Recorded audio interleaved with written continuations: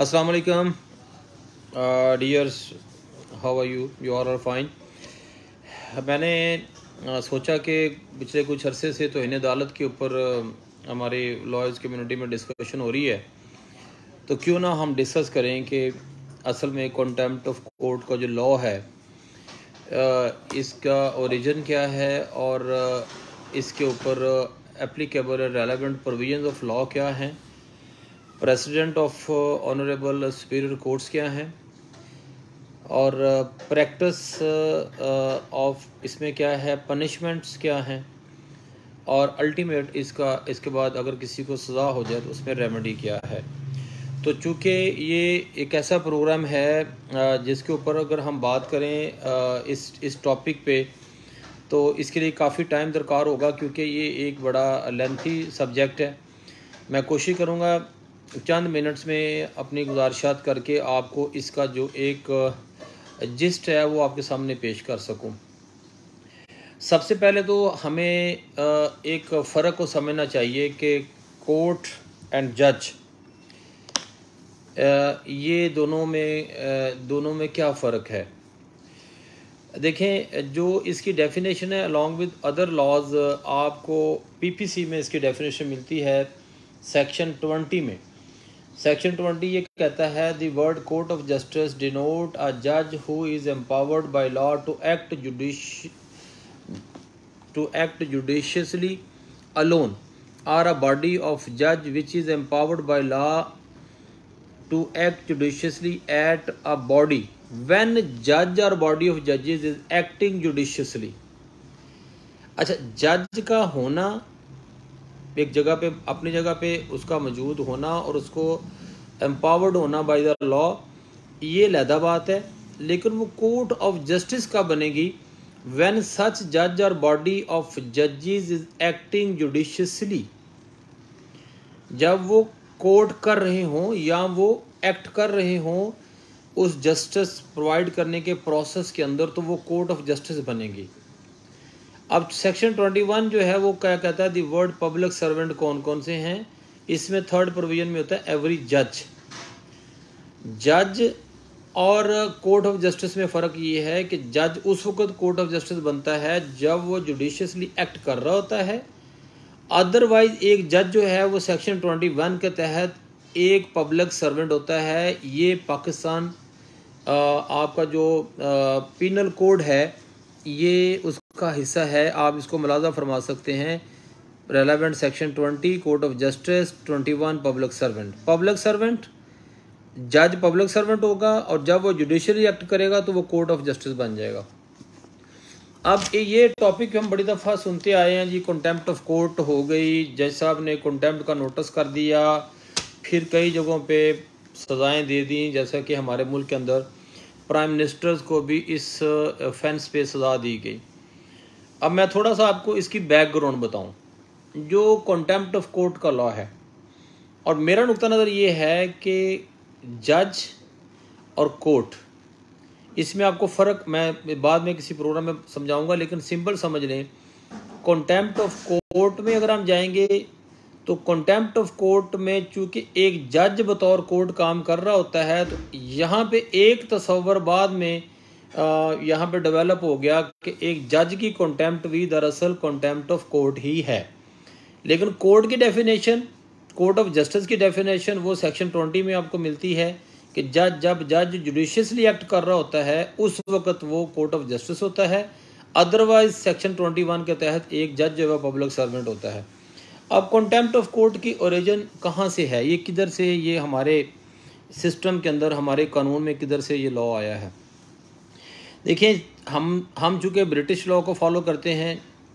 British law के अंदर चूँकि किंग जो था वो पहले इंसाफ का मंबा होता था और वो ख़ुद डिसाइड करता था जुडिशल मैटर्स को और उसमें वो डिसीजन देता था।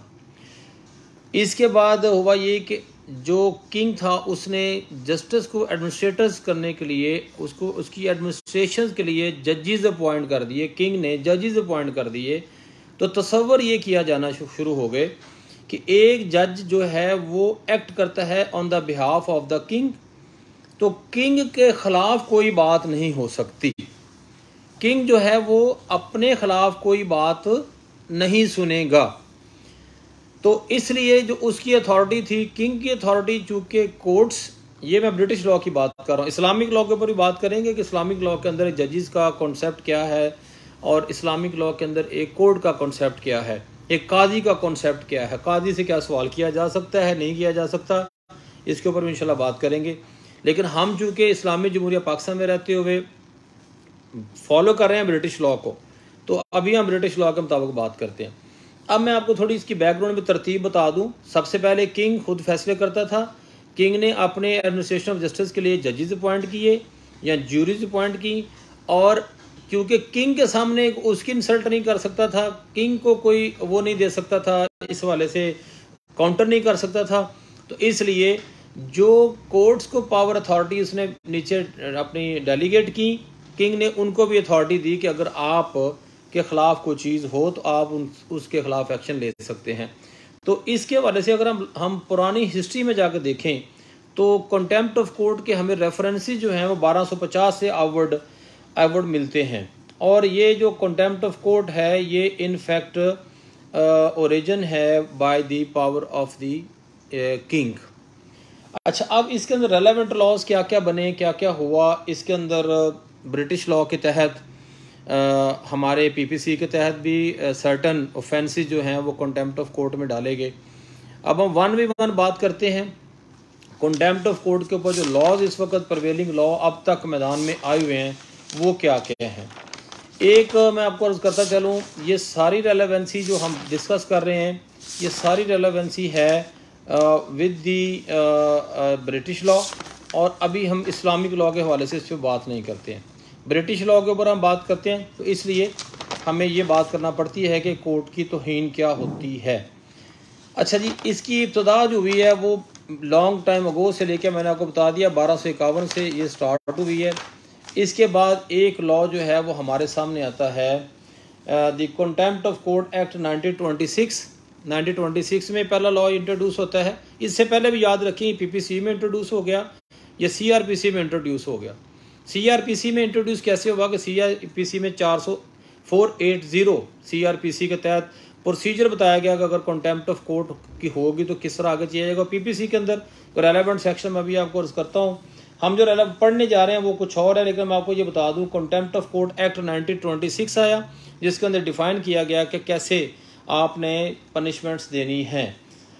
जो इस वक्त प्रिवेलिंग सिचुएशन है इसके अंदर दो तरह के कवानीन मौजूद, दो तरह के law itself contempt of court के मतलब मौजूद हैं।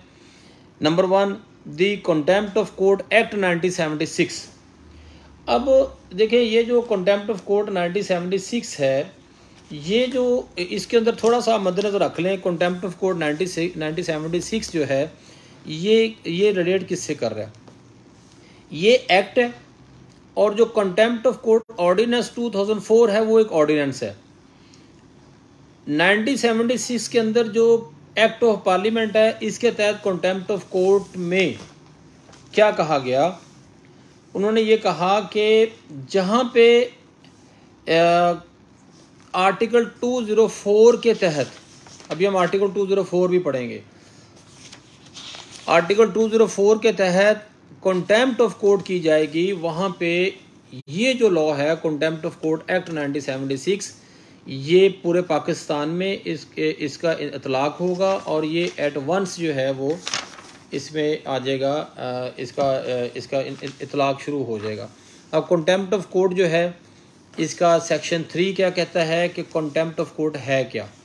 कंटेम्प्ट ऑफ कोर्ट डिसोबेज करना कोर्ट को, ब्रीच ऑफ वैलिड अंडरटेकिंग करना, कोई ऐसी चीज़ करना जो कि कोर्ट की अथॉरिटी को लोअर करती है या डिसरिस्पेक्ट करती है, डिसरिप्यूट करती है, या आप कोर्ट प्रोसीडिंग को, किसी अथॉरिटी को आप ऑब्स्ट्रक्ट करते हैं या इंटरफेयर करते हैं, और किसी जज को स्कैंडलाइज करते हैं बाय हिज ऑफिस, और उसके बाद आप डिस्टर्ब करते हैं order of the decorum of the court. ये सारी चीज़ों के साथ एक और चीज़ हुई कि पिछले कुछ सालों में कंटेम्प्ट ऑफ कोर्ट के ऊपर पेंडेंसी के ऊपर भी कोर्ट्स ने नोटिस इशू किए, और पेंडेंसी के हवाले से भी कोर्ट ने ये कहा कि ड्यूरिंग पेंडेंसी आप कोई भी चीज़ ऐसी नहीं कर सकते जो कोर्ट की पेंडेंसी प्रोसीजर के दरमियान उसको डिस्टर्ब करे। अच्छा जी, अब हम आगे चलते हैं। कंटेम्प्ट ऑफ कोर्ट की डेफिनेशन 1976 के एक्ट के तहत सेक्शन 3 में डिफाइन की गई, और सेक्शन जो 5 है ये कॉग्निजेंस के मतलब बयान करती है कि कोर्ट कैसे कॉग्निजेंस लेगी। कोर्ट डायरेक्ट कॉग्निजेंस ले सकती है, कोर्ट किसी के एप्लीकेशन में ले सकती है, और कोर्ट अपनी लोअर कोर्ट की, हाई कोर्ट अपने लोअर कोर्ट की और सुप्रीम कोर्ट अपने लोअर कोर्ट की भी कंटेम्प्ट को बिल्कुल टेकअप कर सकती है, और कंटेम्प्ट ऑफ कोर्ट के ऊपर वो इसको आगे प्रोसीड विद कर सकती है। अब जो इसके ऊपर प्रोसीजर बताया गया है, प्रोसीजर भी थोड़ा सा हम डिस्कस कर लेते हैं कि कोर्ट ने सेक्शन 7 के तहत क्या करना है। जब कोर्ट समझे कि कंटेम्प्ट ऑफ कोर्ट की कोई प्रोसीडिंग हुई है तो वो अपने नुक्ता नज़र के अंदर या तो उसको नोटिस करेगी कंटेम्नर को, और या फिर शोकाज करेगी। दोनों में फ़र्क ये है कि नोटिस अगर करेगी तो कंटेम्नर जो है वो पेश हो सकता है थ्रू प्लीडर, लेकिन अगर शोकाज करती है तो कोर्ट ने उसको इन पर्सन उसकी प्रेजेंस रिक्वायर्ड होगी, और इन पर्सन वो पेश होगा और उसके ऊपर वो अपना जो है जो भी उसका डिफेंस है वो पेश करेगा। अच्छा, फर्दर मोर ये जो अभी वो चीज़ें बता रहा हूँ जो कानून में एक कोर्ट को प्रोवाइड है। अब हम उन चीज़ों पे भी अभी जाएंगे कि इनफैक्ट इसका क्रिटिकल एनालिसिस क्या है। तो कोर्ट जो है वो आपको नोटिस करेगी कंटेम्नर को, या उसको शोकाज करेगी। शोकाज जब करेगी तो कोर्ट उस पर्टिकुलर शोकाज में जिस्ट ऑफ एलिगेशन देगी। अच्छा, यहाँ पे एक बड़ी मज़ेदार बात यह है कि कोर्ट क्या करेगी, कोर्ट ये ग्राउंड ऑफ चार्ज भी बताएगी।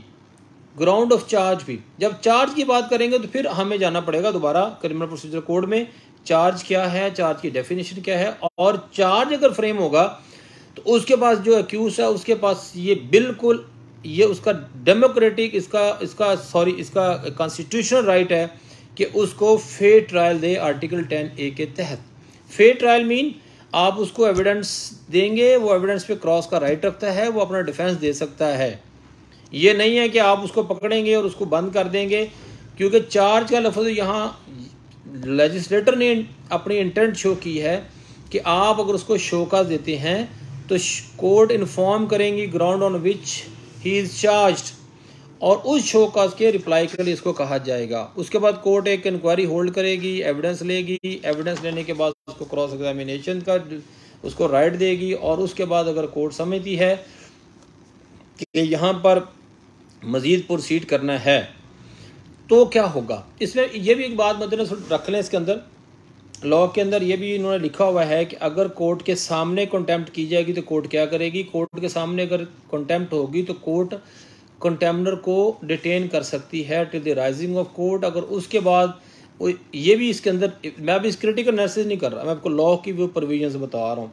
अगर कोर्ट उसके अंदर ये अंडरस्टैंड करती है कि हमने इसके खिलाफ प्रोसीड करना है तो कोर्ट उनको डिटेन कर लेगी, और उसके बाद उसी रोज़ उनको अगर ये फैसला नहीं हो पाता तो कोर्ट उसको कहेगी बेल बॉन्ड दे के रिलीज़ करेगी, और नेक्स्ट डेट के लिए उस वक्त तक उनसे बेल बॉन्ड लेके उनको रिलीज़ कर सकती है।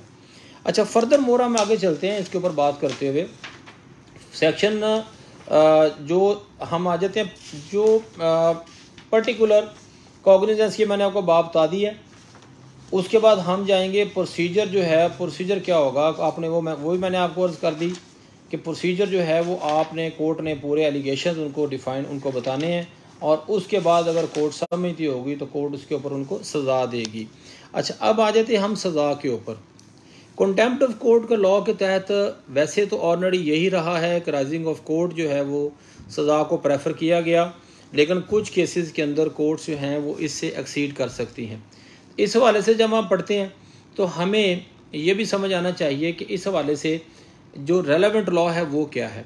अच्छा, हाई कोर्ट ने, ऑनरेबल हाई कोर्ट्स ने अपने इसके ऊपर रूल्स भी फ्रेम किए हैं, मैं वो भी थोड़ा अर्ज़ कर दूं। लाहौर हाई कोर्ट के रूल्स, इसमें ये डिफाइंड है वॉल्यूम 3 में चैप्टर 8 पार्ट B में, कि इसके अंदर कोर्ट ये कहती है कि अगर कोर्ट ने किसी को कंटेम्प्ट ऑफ कोर्ट करनी है और इट सेल्फ इसको ट्राई करना है तो अगर 1 माह से ज़्यादा सज़ा देनी है तो उसके लिए वो कोर्ट जो है वो इस केस को किसी दूसरे जज साहब के पास भिजवाएगी।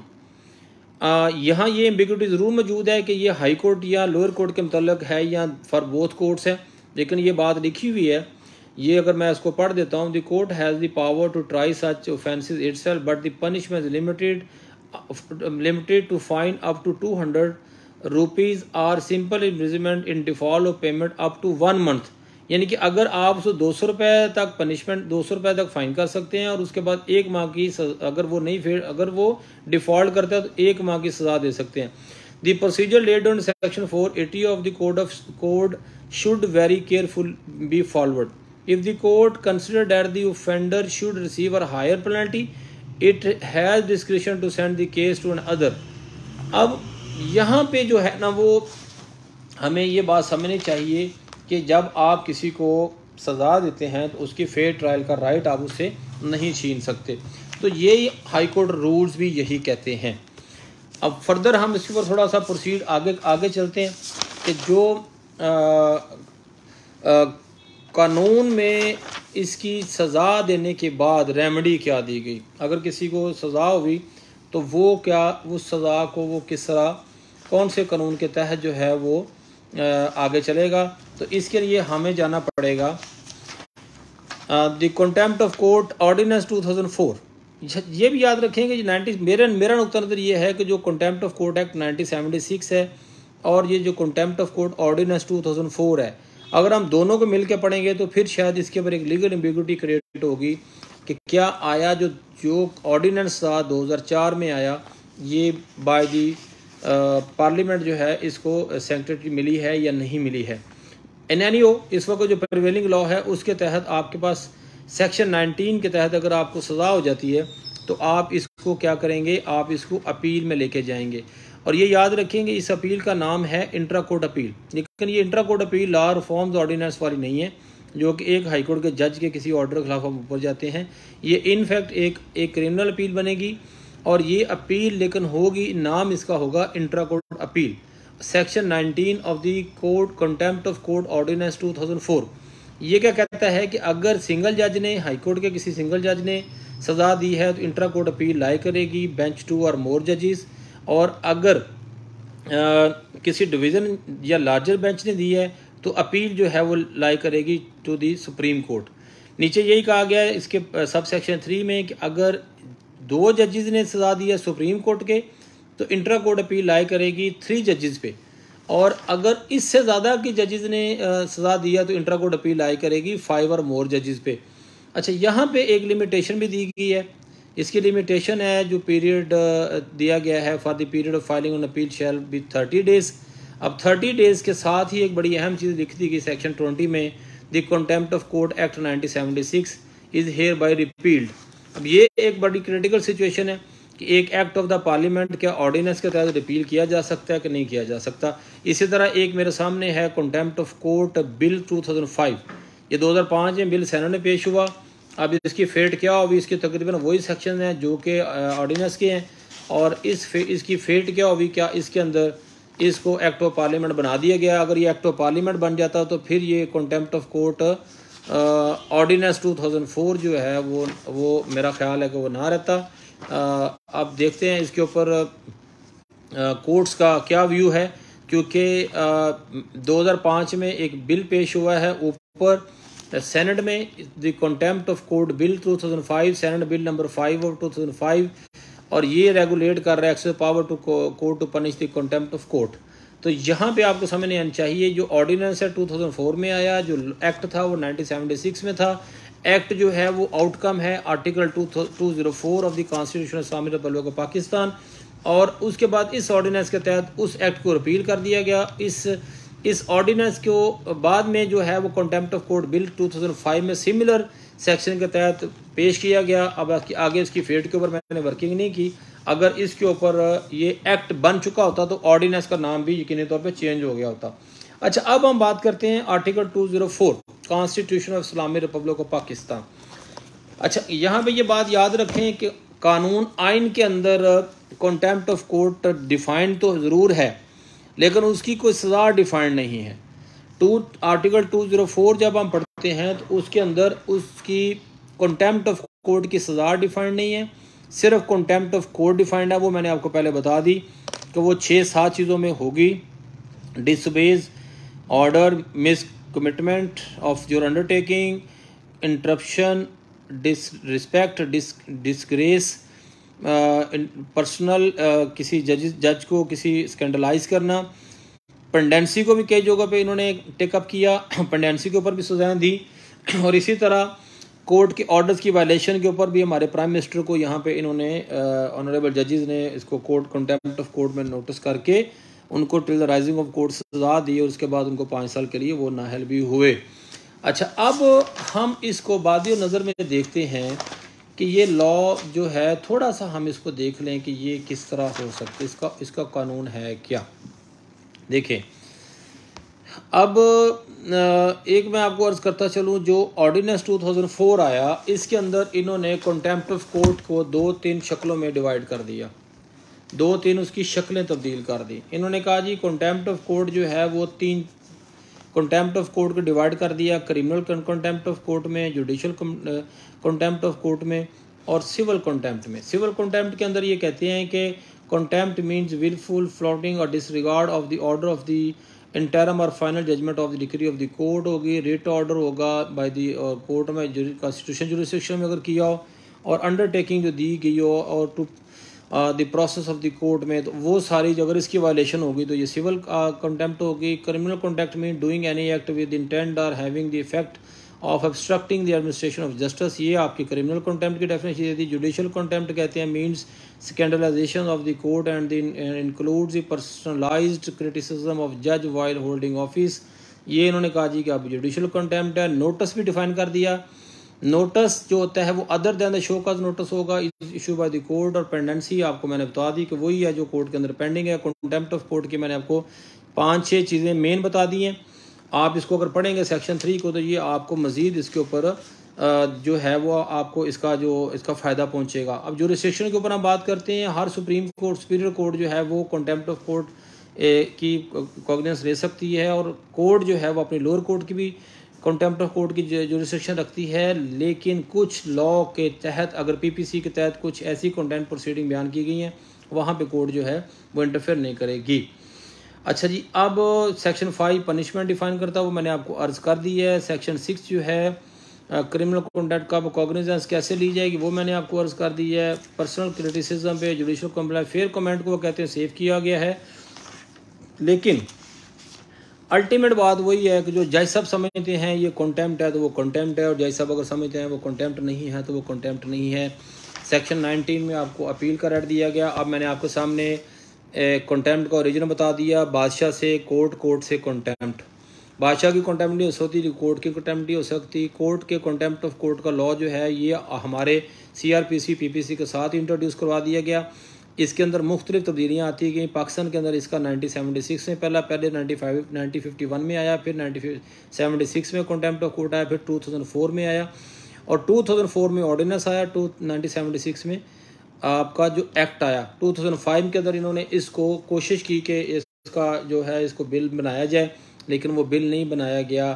पता नहीं इसके ऊपर क्या हुआ बाद में, इसके ऊपर मैं वर्किंग कर रहा हूँ। मुझे अगर मेरी इन्फॉर्मेशन को आएगी तो इंशाल्लाह I will let you know. Remaining मैं आपको अर्ज़ करता चलूँ, थोड़ी चीज़ें और भी इसके अंदर मौजूद हैं। पाकिस्तान पीनल कोड के तहत जो कंटेम्प्ट ऑफ कोर्ट है इसको मानी समझ लें। कंटेम्प्ट ऑफ कोर्ट का मतलब जब कोई पब्लिक सर्वेंट जुडिशियसली एक्ट कर रहा और उसके दरमियान इंटरफेयर करेंगे तो वहाँ पे जो है वो कंटेम्प्ट ऑफ कोर्ट का तासर जो है वो ले लिया जाता है कि यहाँ PPC के तहत ऑफेंस हो गया, और नॉर्मल तौर के ऊपर सेक्शन 228 PPC के तहत जो है वो सज़ा दी जाती है, और उसके अंदर 480 CRPC को रेलेवेंसी रखा गया। लेकिन वही बात है, एम्बिगुअस लॉ है, क्लियर लॉ नहीं है, कंटेम्नर के कोई राइट्स प्रोटेक्टेड नहीं हैं, कोर्ट के पास एम्पल पावर्स दे दी गई हैं। कोर्ट के अपीलेट फोरम के ऊपर अगर हम जाते हैं तो वहाँ पे हमें कोई क्लियर व्यू नहीं मिलता है कि कहाँ से हमने किधर से इसको लेके चलना है। इसी तरह CPC के तहत भी आप याद रखें, CPC में भी कोर्ट की कंटेम्प्ट या कोर्ट ऑर्डर्स की डिसओबेज के ऊपर भी कुछ बातें की गई हैं। आर्टिकल जो ऑर्डर 16 रूल 10 और 10 to 12 है, ऑर्डर 38 रूल 2 और ऑर्डर 40 रूल 1, ये आपको इसके अंदर सीपीसी के अंदर भी रेलेवेंट प्रोविजन मिलेंगी। सेक्शन 135, 151 भी, ये भी तकरीबन वही डील करते हैं कि आपको जहाँ पे कोर्ट के ऑर्डर्स को आप वायलेट करते हैं। अच्छा, अब हम बात करते हैं थोड़ी सी और इस हवाले से कि इस वक्त क्या जो प्रिवेलिंग प्रेसिडेंट्स हैं वो क्या थे। प्रेसिडेंट्स आप सिंपल समझ लें, ये कोर्ट की एम्पल पावर है, कोर्ट की जुरिस्डिक्शन है, कोर्ट को ही इसमें अथॉरिटी दी गई है कि कोर्ट खुद से डिसाइड करे कि कंटेम्नर के साथ उसने क्या करना है। President of the supreme court, superior courts ये हैं कि कंटेम्प्ट जो है ये बिटवीन द कोर्ट एंड कंटेम्नर होती है, ये अदरवाइज इसके अलावा कोई इसके ऊपर ज़बरदस्ती इसको इन्वोक करवाने के लिए नहीं कह सकता। 19 में यही कहता है कि अगर आपने अपील दायर करनी है या अदरवाइज, मैं आपको दोबारा से इस बात कर दूं कि आप सिमिलर कोर्ट के पास जा सकते हैं, टेंडर करनी है आपने अपॉलोजी, आपने कहना जी मुझे माफ़ फरमा दें, मुझे अल्लाह के वास्ते माफ़ फरमा दें, मैं बिल्कुल शर्मिंदा हूँ और मुझे अगर आप माफ़ फरमा देंगे तो मैं आपसे इस हवाले से मैं जो हूँ मुझे आप मुझे छोड़ देंगे तो मैं आपका मशकूर हूँगा। लेकिन ये कोर्ट की मर्ज़ी है, कोर्ट चाहे तो आपकी जो सज़ा है उसमें कमी कर दे और कोर्ट चाहे तो आपको उसके अंदर बरी कर दे। लेकिन कहा यह जाता है कि आपने अगर अपॉलोजी अगर टेंडर करनी है तो उसको अर्ली स्टेज पे करें, एज सुन एज करें, ताकि कोर्ट जो है मज़ीद प्रोसीडिंग से जो है वो आगे ना जा सके और उसको कोर्ट को अपनी इस हमारी प्रोसीडिंग को विड्रॉ करने में आसानी हो। अच्छा, फर्दर मोर ये याद रखें एक बात को इसके अंदर कि हमारे यहाँ पे सज़ाएँ जो दी गई हैं वो मुख्तलिफ़ जगहों पे मुख्तलिफ़ नोटिस पे दी गई हैं, किसी की वर्बल स्पीच के ऊपर, किसी की कोर्ट के सामने बदतमीज़ी पे, किसी को कोर्ट के अंदर लिखने पे, और किसी को इस हवाले से कि प्रेगनेंसी के दौरान आपने इसके ऊपर कमेंट क्यों किया है। तो मेरा नुक्ता नज़र आप लुब्बे लबाब इसके अंदर ये है कि कानून is there, law is there, implementation के लिए बिल्कुल होनी चाहिए, कंटेम्प्ट ऑफ कोर्ट नहीं होनी चाहिए, लेकिन कोर्ट को भी जब कोर्ट हो तो उस वक़्त इसको देखना चाहिए। कोर्ट के कंटेम्प्ट के ऊपर अगर किसी कोर्ट समझती है कि इस शख्स ने को कंटेम्प्ट ऑफ कोर्ट की है तो वहाँ पे फेयर ट्रायल का राइट भी होना चाहिए। फर्दर मोर इसके ऊपर हम आपको मैं रेलेवेंट जो प्रेसिडेंट्स हैं लॉट ऑफ हैं, मिसाल के तौर के ऊपर इसके अंदर कहा गया है कि ये समरी ट्रायल होता है, समरी ट्रायल के ऊपर कोई क्लियर व्यू नहीं है कोर्ट्स का, लिहाजा इसलिए जो भी प्रोसीजर अडॉप्ट किया जाएगा उसको फेयर तस्लीम किया जाता है। फर्दर मोर ये कहा गया है कि अच्छा, बहुत से लॉयर्स के ख़िलाफ़ भी बड़े रिपोर्टेड जजमेंट्स हैं जो वो कंटेम्प्ट ऑफ कोर्ट के ऊपर हुई है। PRD 1967 लाहौर 1231 है, PRD 1972 39 है, PRD 1963 SC 713 है, PRD 1976 लाहौर 355 है, PRD 1999 लाहौर 156 है। और आगे कहते हैं कि यहाँ पे ये भी कहा गया है PRD 1998 SC 832 में कि कोई fix formula for disposal of contempt proceeding नहीं है, और CRPC is also not applicable in such like proceeding. Court is a contempt of court is a criminal proceeding, ये 2000 में SCMR 75 में सुप्रीम कोर्ट ने कहा, और कोर्ट कहती है कि ये कॉमन लॉ के ऊपर है। ऑब्जेक्ट इसका जो मैं को बता दिया है कि कोर्ट को सेव करना है। फर्दर मोर सर जी, ये जो कानून है इसकी इम्प्लीमेंटेशन ज़रूर होनी चाहिए। We like our courts, we love our courts, लेकिन हम ये ज़रूर कहेंगे कि आप हमें अगर इसके ऊपर प्रॉपर माफ़ी देना चाहते हों, आप अगर हमें सज़ा देना चाहते हों तो हमें एक मौका ज़रूर दे दें, ताकि हम जो है वो आपके सामने पेश होकर अपना फेयर ट्रायल तो कर सकें।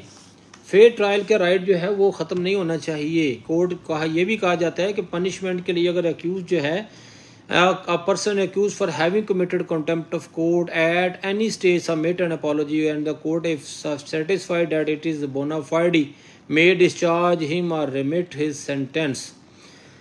फर्जी जुरिस्डिक्शन इसमें एम्पल पावर है, कोर्ट किसी स्टेज में माफ़ कर सकती है, लेकिन हम ये चाहते हैं कि अगर किसी स्टेज के ऊपर आपने कंटेम्प्ट ऑफ कोर्ट की प्रोसीडिंग करनी हो, फेयर ट्रायल दें, नोटिस दें।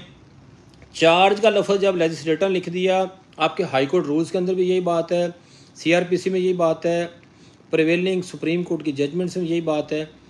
तो फेयर ट्रायल में अगर कोई शख्स चार्ज फ्रेम होने के बाद जवाब नहीं देता है तो आप उसको क्रिमिनल लॉ के तहत आगे प्रोसीड करें, लेकिन समरेरली तौर के ऊपर सज़ाएँ देना जायज़ नहीं है। Thank you very much. Hope कि मैंने जो थोड़ा बहुत समझा वो आपके सामने इसको पेश किया। इस्लामिक लॉ के तहत क्या है कोर्ट का कॉन्सेप्ट, कॉन्टेम्प्ट ऑफ कोर्ट क्या है, जिसके ऊपर इंशाल्लाह अगली दफ़ा बात करेंगे। Thank you very much.